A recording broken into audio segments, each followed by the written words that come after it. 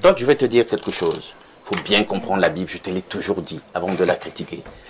Quand on parle de création de la terre, ça ne veut pas dire qu'avant la terre, la matière n'existait pas. Au commencement, on sait bien que la terre était un chaos, c'était désordonné. Dieu va, par acte créateur, venir mettre l'ordre, façonner ce que nous avons aujourd'hui, les nouvelles réalités. Donc la matière était déjà là, on dit bien qu'il y avait de l'eau. Avant que la Genèse ne commence à faire le récit, il y avait déjà de l'eau. Et l'eau, sous l'eau en question, il y avait des minéraux, etc. Donc, ce qu'on veut savoir, c'est du moment où cette réalité-là, cette dynamique a commencé à être mise en œuvre, l'homme créé, etc. Combien de temps s'est écoulé? Et là, ça nous intéresse. On te dit donc que c'est à peu près 6000 ans. Donc, tu ne peux pas accuser la Bible sur ce plan. Maintenant, sur la question de, tu penses que le seul modèle qui a été envisagé jusqu'ici, c'est l'héliocentrisme. Je dis c'est faux. Ça a toujours été au cœur d'une controverse. Les deux paradigmes au sujet de l'astrophysique se sont toujours affrontés. L'héliocentrisme contre le géocentrisme. On a un brillant intellectuel appelé Tycho Brahe, qui était un Danois, va lire ses travaux sur le géocentrisme. Quelqu'un a répercuté ses travaux. Il a écrit le livre Héliocentrisme versus Géocentrisme. Va lire ça. Lui s'appelle Marshall. Il parle dans son ouvrage des travaux de Tycho Brahe. Donc tu ne peux pas venir sur un plateau dire que parce que les Copernic ont défendu la thèse héliocentrique, etc., c'est le seul modèle. Et dès qu'on parle de lui, il est très intelligent. Parce que chez vous, pas parler de Copernic ici. Non, je te donne d'autres noms, non? Lui, il a défendu. Ouais. Donc si il te donne un savant que tu n'as pas cité, c'est un problème. Tu l'as même cité.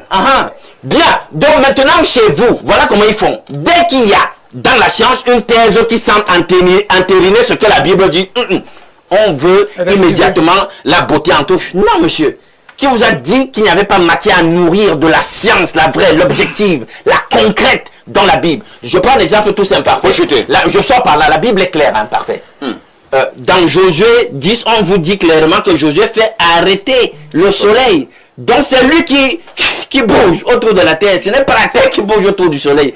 Erect, ferme, fixe, inamovible. La Bible ne va jamais changer de position là-dessus. Votre terre que vous dites être un globe, de l'héliocentrisme là, que vous nourrissez de toute espèce de fantasme. Moi, la physique objective, complète, me dit que l'eau, tout liquide, a une surface plane au-dessus du contenant. Sur votre globe, je ne vois pas comment ça sera possible. Perfecto, j'ai un petit problème avec toi. Lorsqu'il parle des éléments tels que le carbone 14, quand il parle des découvertes scientifiques, je veux dire à Tots qu'il doit se mettre à jour en ce qui concerne la science. Avant le carbone 14, il y a eu le carbone 13. Non, tu as parlé, quand tu parles de la datation, parce que je n'ai pas parlé de datation ici. Tu parles où? À quel niveau? Que nous on a que 100 ans depuis. On retourne avec la bande. Lisez le nombre d'années. Voilà ce que j'ai dit. Lisez le nombre d'années qu'Adam a vécu. Non, tu vas parler de la datation. Ça fait 6000 ans. Et puis je veux dire à Tots, je veux dire à Tots que aujourd'hui, tous les travaux de la science qui concernent cette datation, sans rayon X, je n'ai pas parlé de datation, monsieur. Tu cherches l'échappatoire. Je n'ai pas parlé de carbone 14 ici. Tu n'as pas parlé de carbone 14.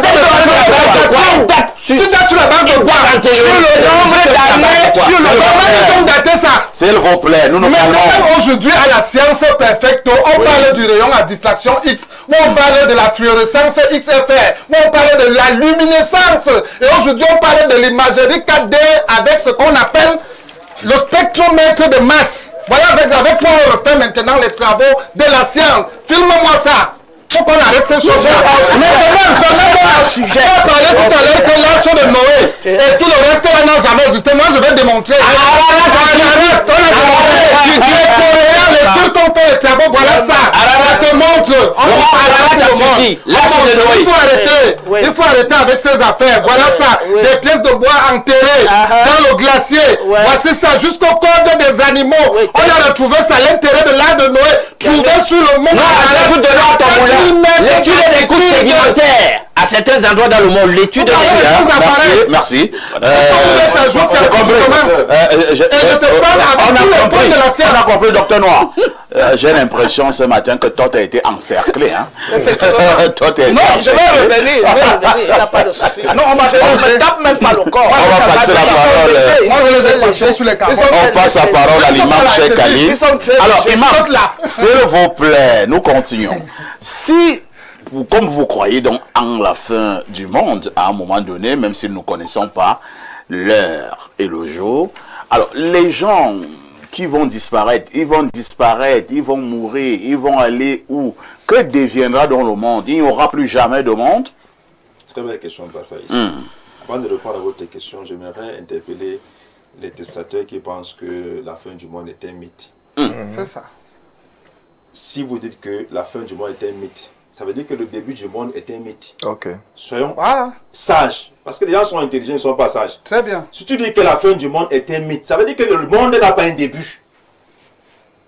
Ça veut dire que le monde n'a pas un début. Or, toute chose qui a un début aura forcément une fin. Et le début même du monde, c'est où? Justement, c'est quand? On ne connaît pas, Dieu seul connaît le début du monde. Mais nous sommes donc dans des choses virtuelles. Non, il y a des atos en astrophysique. Le monde avait commencé où et quand, avec qui? On va entrer dans ce débat. Non, s'il te plaît, c'est moi qui suis interpellé. Allez-y. Dans le Saint-Coran, Allah nous dit Badi al-Samawati wal-Ard, créateur des cieux et de la terre. Badi ou vient du verbe bada, commencer. Le début du monde, pas de zéro, de rien, pas d'un point, mais d'une inexistence. Quelqu'un a dit, il y avait quoi avant? Il y avait quoi avant? Si on demande aux gens, il y avait quoi avant l'existence ici, ils peuvent nous dire ce qu'il y avait avant. Non, il y avait quoi avant? Peut-être que les archéologues vont... Maintenant, si l'être humain utilise son petit cerveau pour essayer de comprendre ce qu'il y avait avant, pour essayer de comprendre la dimension de Dieu, ils vont être victimes d'un court-circuit cérébral. C'est pour ça que, je répète, ils vont être victimes d'un court-circuit cérébral. C'est pour ça qu'avec leur petite intelligence, il dit même ça veut dire que Dieu lui-même avait un début, il avait une fin. Mais si tu dis que la fin est un mythe, ça veut dire que tu ne crois pas au début. Or, puisque nous existons, forcément il y a un début. Tout à fait. On appelle ça la loi de la causalité. La loi de la cause. Il n'y a pas de fait sans cause. Sauf Dieu seul qui n'a pas de cause. Donc c'est ça qu'il est question. Maintenant vous avez posé la question où est-ce qu'on va. Mais maintenant la réponse c'est quoi? Toi lui me l'a dit. Il y aura une existence physique. Tout le monde va disparaître. Et il croit il y a ce qu'on appelle la résurrection où Dieu va ressusciter tout le monde sur une nouvelle terre, une terre pure. La résurrection, après la résurrection c'est quoi? C'est le rassemblement. Après le rassemblement c'est le jugement. Le jugement a ses étapes. La pesée des bonnes œuvres et des mauvaises œuvres. Chacun va lire ses œuvres et ses mauvaises œuvres. L'accès au paradis pour les uns, à l'enfer pour les autres. Mais rappelons qu'il y a des signes précurseurs de la fin du monde ou de la fin des temps. Parmi les signes précurseurs, il y a les petits signes de la fin des temps, il y a les grands signes de la fin des temps. Et nous sommes dans les petits signes, parfois ici. La corruption qui devient légale, officieusement. La sodomie. L'homosexualité, bon, c'est depuis. Ça fait partie des signes de la fin du monde. Son pinacle. Oui, ça prend de l'ampleur. Son acné. L'homosexualité existe. Hein. Oui, mais ça prend de l'ampleur. Parce que nous avons Sodome et Gomorrhe. Voilà. Oui, mais monsieur Parfait, vous savez très bien que il y a 20 ans, 30 ans, 50 ans en arrière, on ne parlait pas d'homosexualité de manière vulgaire. La preuve, on appelle ça comment? Maintenant, même si vous dites que vous êtes contre les homosexuels, Parfait, le droit de l'homme à vous suivre. Voilà. Est-ce que c'était comme ça avant? Ça fait partie des petits signes de la fin du monde. Il y a le fait qu'on va donner raison aux menteurs, on donne tort aux véridiques. Il y a le fait qu'on va placer à la tête des peuples des dirigeants qui sont incompétents. On parle de la médiocratie, Parfait, ici. Nous vivons dans le monde actuel de la médiocratie. Ça veut dire quelqu'un, parce qu'il a les moyens, il est incompétent, on le met là. Très bien. Nous avons maintenant les grands signes de la fin des temps où je chute. Parmi les grands signes de la fin des temps, il y aura le Mahdi qui viendra. Il y aura Jésus-Christ qui reviendra. Comme le Mahdi, c'est quoi? Le Mahdi, ça va être un homme pieux qui viendra pour remettre de l'ordre dans le désordre. Il y aura Jésus-Christ qui reviendra.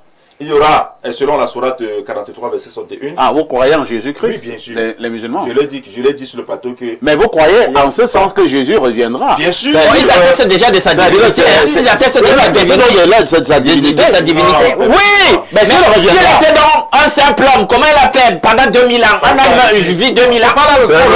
C'est pas là le sujet, sortons de là. Parfait, ça c'est notre débat. D'ailleurs qu'on ne croit pas en islam qu'il est mort.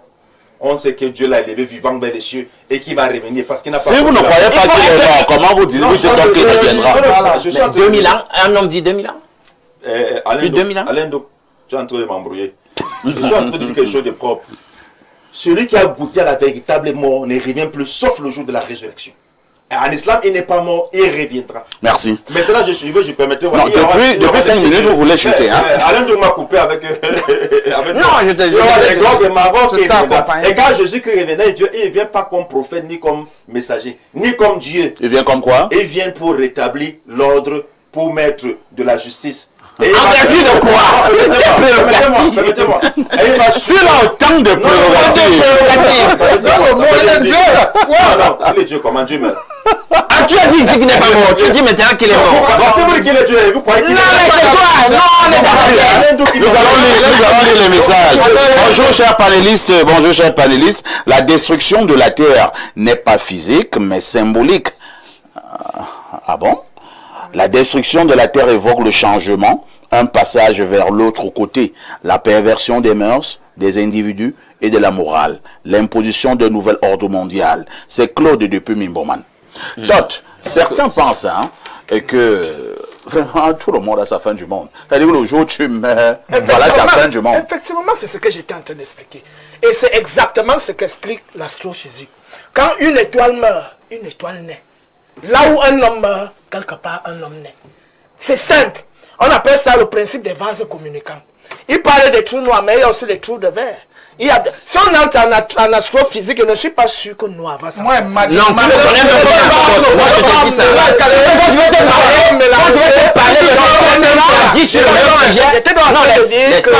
j'étais en train de dire que ils disent qu'il y a ceci aujourd'hui, il y a cela. Qu'ils me disent, dans leur livre, là, il n'y avait pas de guerre. Dans leur livre, là, il n'y avait pas les homosexuels. Dans leur livre, là, il n'y avait pas les génocides. Dans leur livre, là, il n'y avait pas ceci, il n'y avait pas cela. Donc, il y avait tellement de choses, même après la mort de leur machin, le truc qu'ils appellent Jésus. Là. Non, soyez polis. Soyez polis. Jésus n'est pas un machin. Ils disent qu'il est mort. Ils disent qu'il est mort. Tu me dis. Ils disent qu'il est venu. Ils disent qu'il est venu.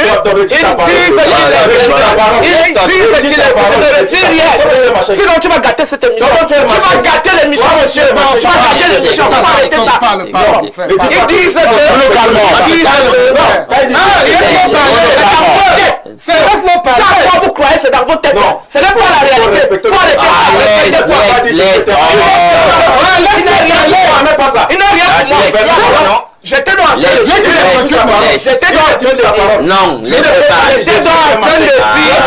non, non, calmons. C'est quoi, c'est le djihad. Sans le couteau. C'est l'esprit du couteau que tu amènes sur le panel. Donc je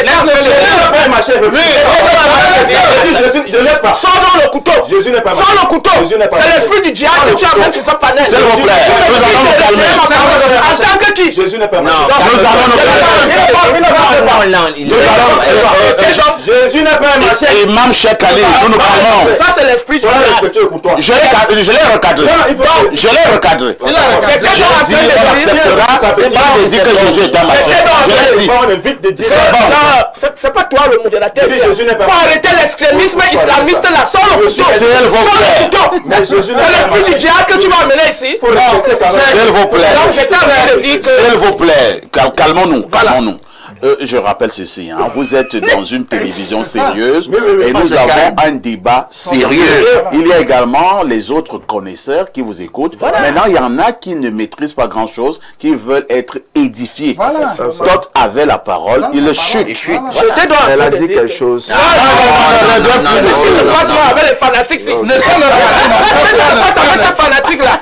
allez-y. J'étais en train de dire que la personne là, comme je dis, la personne là est morte. La personne est morte. Cette personne est morte. Et c'est justement après sa mort que le monde est allé de mal en pire. Il est donc mort pour rien. Parce que depuis qu'il est mort, je ne vois aucun changement. Voilà, s'il a réellement existé. Donc j'étais en train de dire que leurs histoires d'Arche de l'Alliance là, L'arche de Noé, pas de l'Alliance. Qui a dit, les Chinois qui ont vérifié, ça s'était écrit Arche de Noé. On a tout. Il s'était écrit Arche de Noé. Et c'était où c'est localisé. Ça veut dire que tu fais toujours le savoir.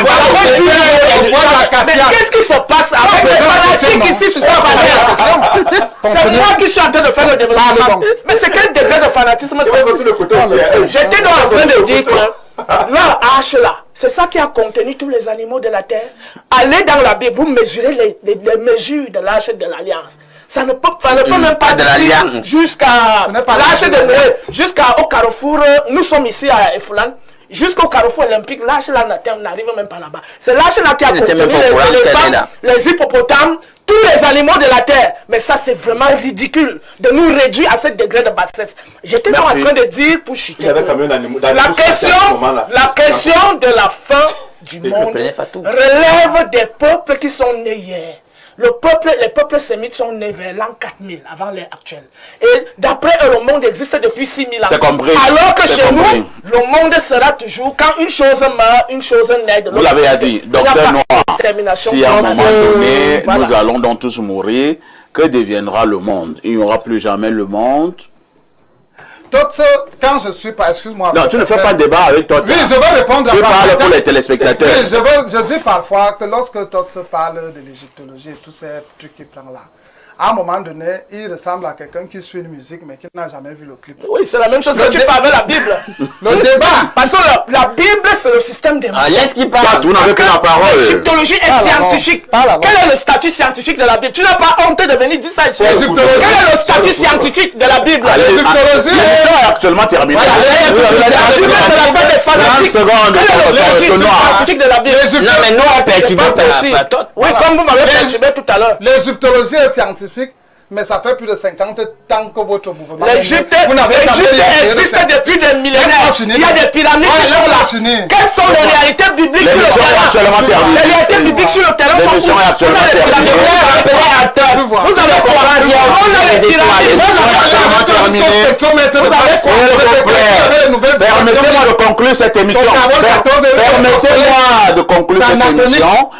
La rediffusion de ce programme, ce sera tout à l'heure à partir de 22h30.